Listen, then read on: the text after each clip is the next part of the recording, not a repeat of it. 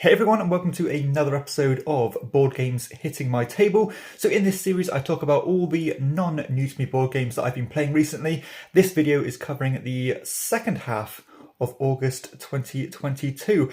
Before I get started on the games, I want to give a shout out to the show's sponsor, Kienda.co.uk, who are my go-to online retailer here in the UK. And if you use my link in the show notes or the QR code, then you can get 5% off your first order. But let's get started on what I've been playing. And we're going to start with a two-player game of St. Petersburg. I think most of the games I've played this month are at two players, at least the non-new to me board games. But St. Petersburg is a game I've been really enjoying recently, a simple engine building style game, as you're only really collecting two types of currency. You've got your money, which of course you're going to need to buy the cards, and then you've got the points gaining cards. But balancing the two is quite difficult because you only get refreshed in money at certain points in the game, depending on the cards that you've collected. Very simple concept, but it works extremely well. And I have this. You can see here. This is the second edition of the game, where you have the market. I'm not going to flip the box over because things will go everywhere. But the market is basically adds a bit of interaction into the game where you're trying to compete over these resources by climbing these charts or these tracks. And at a certain point in the game, when it comes to the market phase, whoever is doing the best on each of those different items, then they're going to get a certain amount of points. So that was kind of the difference maker in this game. But for the first half of the game, I really did kind of dominate the market. And for the second half of the game, my opponent started to make a bit of ground up, but it just wasn't enough. But a very nice engine building game, a bit of a classic really that's, nigh on impossible to get a copy of. But maybe this game will get reprinted. But, as for now, I'm still enjoying playing this one a lot. And it's easy to get to the table as well because it's not overly complicated. And it plays in around an hour, which is quite a nice little time frame for St. Petersburg. It seems recently there's not an episode of this series without a game of Rustling Leaves by Paolo Mori. So I just used this one as a bit of a filler towards the end of our gaming session yesterday. This one, a very nice little roll and write game, but you're not actually you're not doing the whole combo thing. You're actually rolling a pair of dice, and that's going to show the size of this grid that you're drawing over all these different symbols. And then you're going to try and box these things off and get points in different ways depending on what you tick off within that grid. Works really well. You're probably bored of me talking about this one, but I still enjoy that one a lot. Hence why it is getting played so often. I finally managed to get another game of Seven Wonders Duel played. So I hadn't actually played this game in quite a while, but when I did first acquire it and add it to my collection, I was playing it all the time. And I quite quickly added the first expansion to this one, Pantheon, I think it's called. And I like it quite a lot actually, but something I did notice was that it does kind of convolute the game a little bit and makes it a little harder to digest. And because you're constantly referring to the rulebook and things depending on what these god powers that you can acquire throughout the game. So I've actually stripped that stuff out of the game again. I played more of the core game. However, I replaced the original, I think it's the purple cards, the special cards in the Third Age. I replaced them with the one from the Pantheon expansion, which I think are better, where they're just these really powerful points gaining cards. And the more you collect of them, the more points you get. So I chose to add that one in. I've added a few of the other things in from the Pantheon expansion that don't rely on the god power part of the game. So it's got probably about 10% of the of that Pantheon expansion in the box, which I think is just right for me now. I still need to add the Agora expansion in and see what, pick and choose which things I think will make the game better overall. But I had a really good game of this one. I always play this one with my mum. We're very close in terms of, points wise. I think the last time we played this, we were like 61 points, 62 points. This time I think it was like 58 to 61. So again, very close parameters. A good back and forth on the military track. I managed to acquire that progress token, which are these things where you get if you collect the duplicates of the same science symbol. And if you get those, if the one I had, was the one where if you ever gain military progress, you actually end up costing your opponent a coin for each time you push forward. So that really did kind of put my opponent under a bit of pressure financially, which I did enjoy. But this is a really cool drafting game that works brilliantly at two players. It's only a two-player game, but you have this kind of card system where when you take cards from the front row, it kind of unravels or reveals cards from behind it. And you've got to be careful about what you leave for your opponent. But yeah, very nice game here. Very balanced, and I think it's a wonderful design and one of my favourite two-player games. Very happy to get it back to the table. And now I've stripped that other stuff out, I think it'll probably be hitting the table more and more often because it is really fantastic, to be honest. And talking of two-player games, also played another game of Caesar. So much like Rustling Leaves, this one is consistently hitting the table since I've had this one. So quick, but it is very crunchy. Simple area control game as you're placing these tokens down on these different borders from behind. Well, you've got a screen here, you're going to have 2 tokens or maybe more as the game goes on, and you're going to be allocating them to these spots, trying to get control of the region. Being the person to place the last token on these borders also gets you a bonus chip, which can be really powerful and you can use to your benefit. But I think in the game we had, I really did kind of monopolize those Pantheon tokens, which means when you claim a region with a Pantheon token, for each one you have, you place another kind of influence token down there, meaning that you shed your things quicker, and shedding those things is going to be the the winning criteria. So that really did work in my favour. So it was a bit of a whitewash really, but we still both really enjoyed this game. That is Caesar Seize Rome in 20 minutes. I also played a 4-player game of Tikal. So you can see here I don't have the physical version of Tikal because this is a friend's copy that I've been playing. This is one of those games that really did kind of just bypass me really, despite me loving Wolfgang Kramer games. Always kind of had Mexica in my collection, but always never managed to get Tikal played. But we played a 4-player game of Tikal. So it's kind of good because it's obviously an area control style game. It has the old classic action point system. When you have 10 action points, you can spend them as you want, moving meeples around.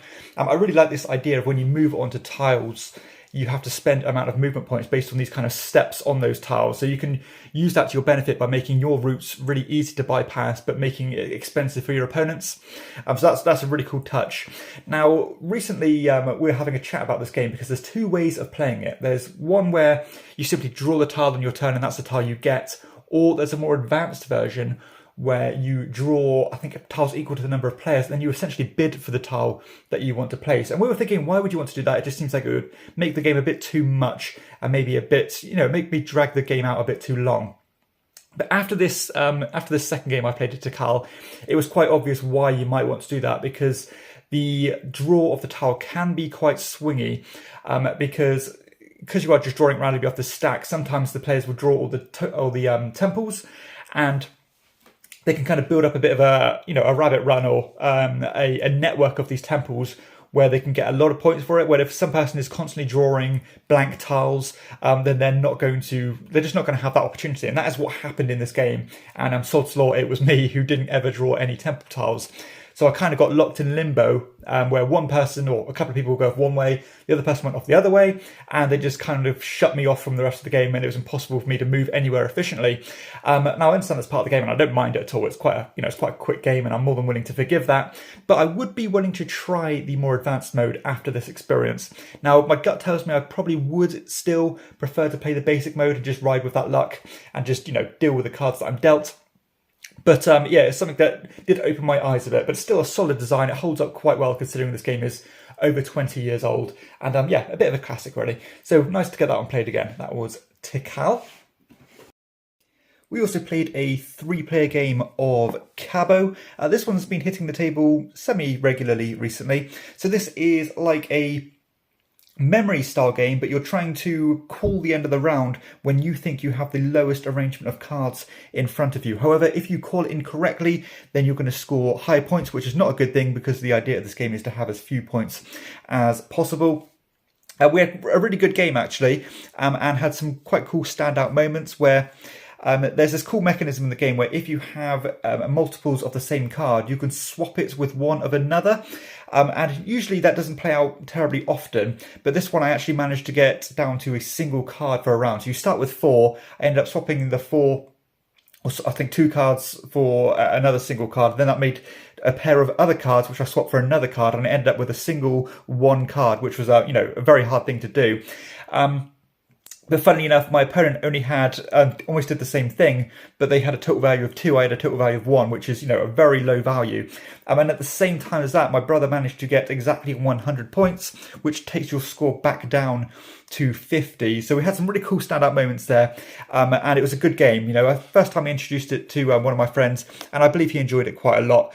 This is, really nice, simple game, and I always say it's way better than it has any right to be for a simple memory style game. But that is Cabo. Definitely give that one a look if you're not so aware of it. And then we've got into some bigger games here. Starting with, a moderately big game, not terribly complex. This is Gunkimono. So Gunkimono is a game I've got a bit of a weird relationship with because I'm not quite sure if I'm sold on it, if I'm honest. So it's like an abstract style game as you are trying to place out these tiles. You've got these kind of double, like domino style tiles, I suppose. And you're putting them either on this grid here. When you put them on, you're trying to create the biggest kind of surface area of a certain type because you're going to get a point for each time you do that. So if you had a bunch of yellows, then you get a big pool of yellows, you get a point for each square that covers. You can end up overlapping things as well on this grid to kind of make areas bigger or cut areas down. But on another thing you can do apart from doing that is you can take the points based on what these tiles are. This like kind of pagoda symbols, which will let you climb this track. And whenever you reach certain checkpoints on this track, you can put one of your pagodas down on the board, which is like a ticking point. At the end of every round or every one of your turns, you get points equal to the surface area of that particular area. And that means that other people will start to try and shrink it while you're trying to expand it. Now, I like the concept of it. I think maybe one of my flaws with it is a bit abstract and it's not terribly it's not terribly thought-provoking on what you have to do on your turn because there's pretty much an obvious optimal play each time. And additionally, I think it's a little bit too formulaic. So it's like you'll often start by expanding a grid. Everyone keeps on kind of piggybacking off that, getting loads and loads of points until somebody puts a pagoda on it. They start shrinking it, and then somebody gets a second pagoda on the second biggest area, and so on. And it just works out the way it works out. So I think it might be a little bit too simple, I think, and it feels like it's trying to be more complex than what it is. And again, that decision space isn't quite there. It's basically like an elaborate game of dominoes. But yeah, it's okay. But yeah, I think I'm lukewarm on it at best after playing this quite a few times now. So that is Gunkimono. I also played a two-player game, and this is the first time I've ever played a two-player game of Keyflower. So yeah, I normally play this with the higher player counts. I think I've even played this at 5 or 6 players before, which works incredibly well. And I think this is probably one of the best examples of a game that scales the best. Every single player count, it works well. And I was quite apprehensive to see how it played at 2 players. But this is a worker placement and bidding style game where you are using these tiles to get the benefits from them, which can be to get resources or to convert meeples into other meeples, this kind of thing. But you can also bid on these tiles by allocating a particular colour of meeple to that spot. But when you allocate that colour, that locks it in for all the other players as well. So if they want to outbid you, they have to dedicate the same meeple colour. And because the denominations of meeples are split, unevenly amongst all the players, you might have a bunch of blue meeples, which you can use to your advantage, knowing that nobody else can really compete with you on blues, so you can get things at a real good value. This game is absolutely phenomenal. I like the tile placement style of this as well, where you have to physically shift resources around your little map or your little hex map, and you get points based on the end of the game based on where these resources are, or you can use them to upgrade tiles to get points and increase the ability or the output of those tiles. This game has everything really, and with 2 players it plays so quickly. I think we got a game done in about 60 minutes, and that was kind of re-explaining the game as well because my opponent hadn't played it in quite some time. And I thought it was an absolute blast. The meeples are certainly a lot more numerous, and you have a lot more to play with when it is a 2-player count.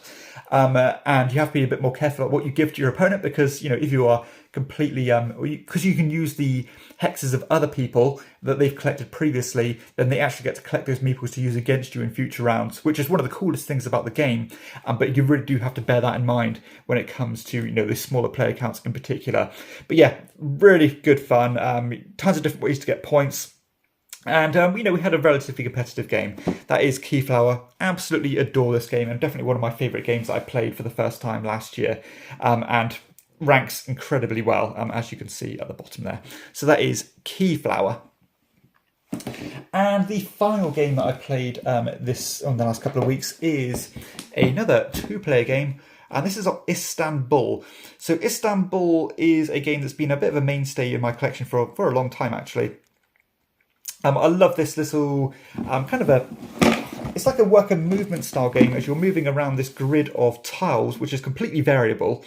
and you're basically racing to get to a certain number of gems based on the player count. So there's a bunch of different ways you can get these gems. You can kind of collect resources and then trade them in. You can collect money and then trade the money in. But each time you do this, the cost increases. So it gets more and more expensive. So you want to race to do everything. You can even try and race to get these abilities, which will make you more efficient. And if you even collect a pair of these abilities on the same tile, you get another ruby. And it's just such a blast, and just a ton of different options you can go down. And I played with the Mocha and Baksheesh expansion, which I tend to do every single time now, which increases the grid size to a 4x5 grid rather than the traditional 4x4. And I think the expansion really does help a lot. It gives you more things to try. It adds coffee as a resource, which is a really valuable resource, because not only can you go to the kind of coffee market and trade it in for a gem outright, but it also lets you use these really powerful cards. Or you can draw these powerful cards which spend your whole turn, and those really did get utilised in our game here. I think this is such a brilliant game. Again, I love it. I think people kind of are on the fence with it at times because it does lean towards the lighter side of a Euro, but I think the main mechanism of that worker movement, where you'll take out a stack of your discs, drop them off as you take these actions, but you have to go back and collect them to be most efficient. So you have to plan your routes quite carefully. Yeah, very competitive game in this one. I think we came down to a turns difference.